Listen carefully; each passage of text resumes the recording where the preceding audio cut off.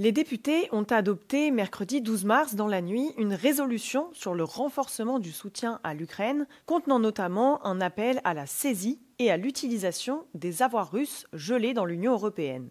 Une mesure surtout symbolique à laquelle s'oppose pour l'heure le gouvernement. Mais au fait, c'est quoi ces avoirs russes dont on parle? On vous résume.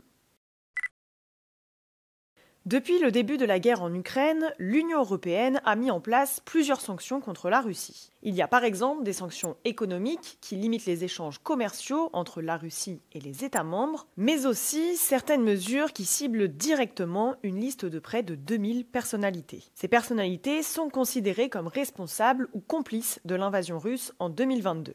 Il y a notamment des oligarques russes ou des femmes et hommes d'affaires qui contribuent à l'économie de la Russie. Depuis, tous les comptes appartenant aux personnes et entités inscrites sur la liste ouverte dans les banques de l'Union européenne sont gelés. L'Union européenne justifie ce gel par la probabilité que les avoirs concernés servent autrement au financement de la guerre d'agression menée par la Russie contre l'Ukraine. Mais alors, de combien parle-t-on? Dans le détail, cela concerne 210 milliards d'euros d'actifs de la Banque centrale de Russie et 24,9 milliards d'euros d'avoirs privés. La majorité sont des titres financiers comme des actions ou des obligations placés en Belgique. Ces derniers mois, des économistes, prix Nobel et politiques ont plaidé pour que ces avoirs russes soient utilisés par l'Union européenne pour financer les aides à l'Ukraine et la reconstruction du pays. C'est le cas par exemple du Premier ministre polonais Donald Tusk et de la chef de la diplomatie européenne Kaja Kallas.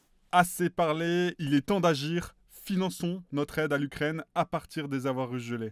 En France, le sujet est aussi au cœur des débats et divise les politiques. Donc nous, ce que nous proposons, c'est de mobiliser les avoirs gelés qui sont aujourd'hui à notre disposition. Cette résolution est totalement hors sol, elle est totalement décalée par rapport à l'actualité brûlante. Il veut faire croire aux Français en fait qu'on pourrait faire la guerre à la Russie sans que ça coûte un centime aux Français parce qu'il y aurait une caisse magique. À la fin de ces débats, l'Assemblée nationale a donc adopté une résolution surtout symbolique appelant à saisir les avoirs russes. Pour le moment, seuls les intérêts générés par ces avoirs sont utilisés pour aider Kiev.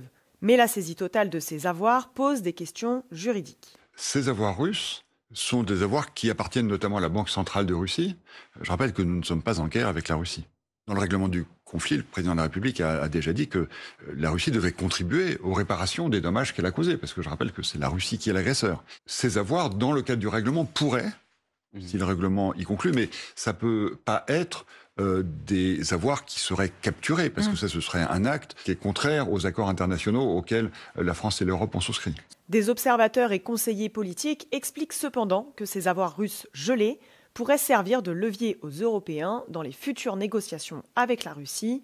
On vous tiendra bien sûr informé sur le site de Ouest France.